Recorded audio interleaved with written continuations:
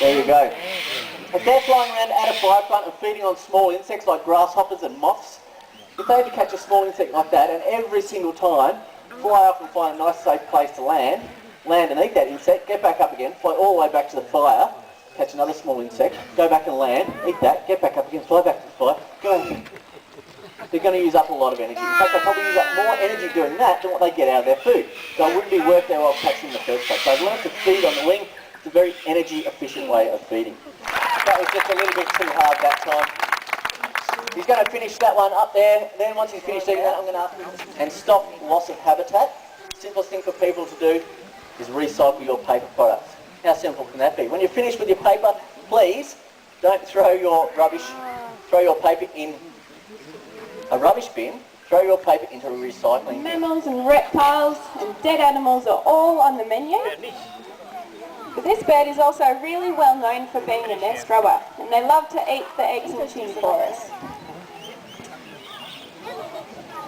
Alright, as I was saying though, these birds have a really unusual behaviour that comes into play when they're feeding on the ground. Now, as well as searching up in trees for any vacant or abandoned bird nests, they also seek out the nests of large ground nesting birds like black swans, brolgas, Australian bustards, and our largest ground nesting bird, which is the emu. Now, to show you this really unusual behaviour, we've made up a plaster cast of an emu egg. That's about the same shape and size. If a black-breasted buzzard was to come across an emu nest in the wild, this can provide them with an excellent meal. Now, like all raptors, Bernice has a curved beak, but it's really just designed for tearing meat. Those feet are really powerful, but not quite big enough to get right around an emu egg. And she needs a little bit of help.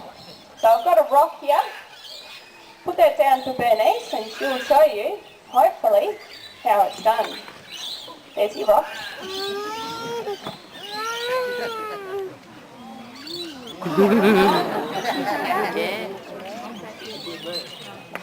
Oh, good girl, Bernice.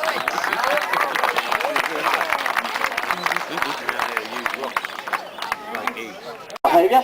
This bird here is a wedge-tailed eagle. His name is Jess, and that bird up there really doesn't like him being about. You'll be able to hear Jess starting to call. But if you watch this one up here, watch him fold his wings in and drop down. And he'll rise up again, fold his wings in and drop down again. He'll do this several times. Here he goes.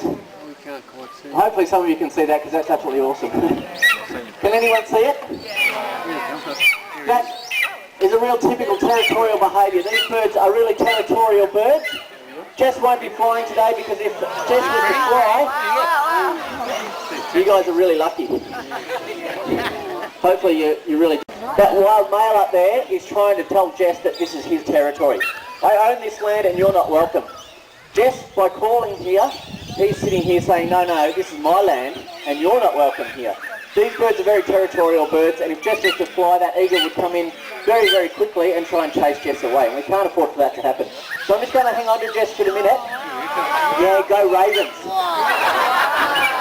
The Ravens don't like those eagles around either. And a currawong to join in as well.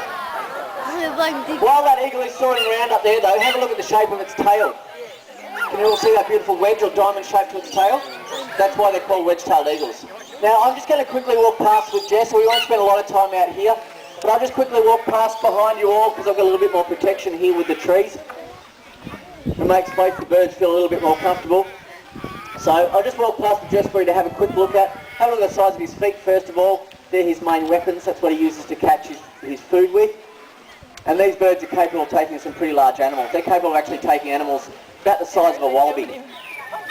So pretty large, much larger than themselves. But I'll just explain that territorial behaviour. It is not natural territorial behaviour. The reason why these birds are so territorial is because, one, they're so big. Because they're so big, they need a lot of food to survive. You can keep it. That's if it lands in the audience. Okay, so by blurting, you get a drone.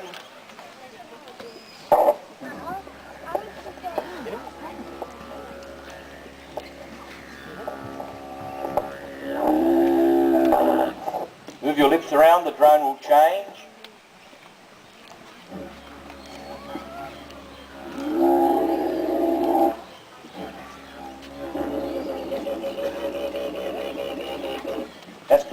the kookaburra. That's a kookaburra that's got very bad sinus.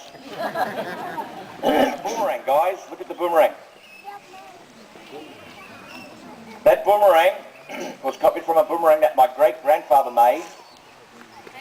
No, not made in China, mate. The ones in the shops are in China, not in the markets, not these ones. He's made his from this type of tree here called blackwood. So I copied that boomerang onto my boomerang. His boomerang's exactly the same size. The boomerang, what it was used for, when the parrots and the birds were flying across the sky, you throw the boomerang into the flock of birds and knock one or two out of the sky. You bring the parrot or bird home, put river mud all over his body, put him in the campfire and cook him. When the mud went hard, you take the mud out of the campfire, hit the mud, break it off the duck's body. The feathers are stuck in the mud. So the Wurundjeri people, my people, cooked their food in mud.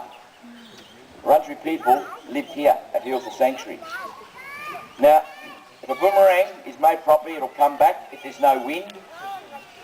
But what you've got to watch, anything bigger than this will not fly. And you noticed in the tool shop, the gift shop, big, thick, chunky boomerangs. They don't fly. And the majority of them are made overseas. Okay? Now, to buy a branch boomerang made from a branch from a tree, you're looking at around about $200. A boomerang, what I make today, $10. Made out of marine ply. Marine wood that they make yachts out of today. We sell so many of them. Righto, we've got a slight breeze coming across. We'll see how we go.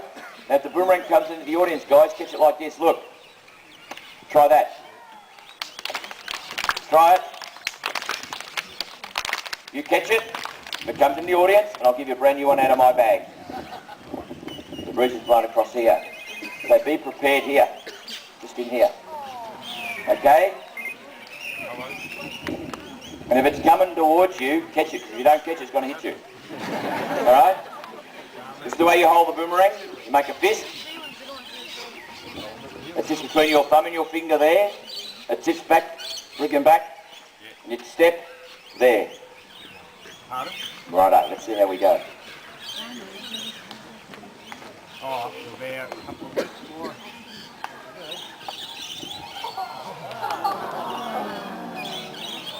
Yeah. That's that. Pretty cool. Very easy boomerang to throw. Very easy. What did you say? This is a right-handed boomerang. I make right hand, make left hand. If you're a right-hander, you can't throw left hand. If you're left-hand, you can't throw right hand. On the top of the boomerang, there's a taper on the top. If the boomerang hasn't got that taper on the top, like I put that in my left hand, and see there's a taper on the bottom, that means that boomerang will hit the ground, run along the ground, not take off. So on the left hand, it's tapered on the top. I'll show you the left hand and the right hand in a moment, properly. Right, so you make a fist. When you throw, your body is straight. We've had 4-year-old children throw these. When you throw, you step out like that. Right? You don't turn your shoulder to throw, because if you turn your shoulder, you'll throw up and it'll come straight down. Right? When you're throwing, you look straight up, straight out. Pick out a point where I throw. The young girl in the pink and the blue. That's a little girl, isn't it? Yes. I'm throwing above her head to hit that rail. That's what I'm aiming for. Right? So I'm aiming at that rail. So that, I'm not aiming at the girl. The rail. She's maybe 21 and blonde, yeah, it'd be different. Now, so what you do, you pick out a point and look at it. And don't take your eyes off it. If you take your eyes off, that means you'll throw up. Right? You'll throw the boomerang up. The arm is stretched level with the shoulder. Simple, that's all it is.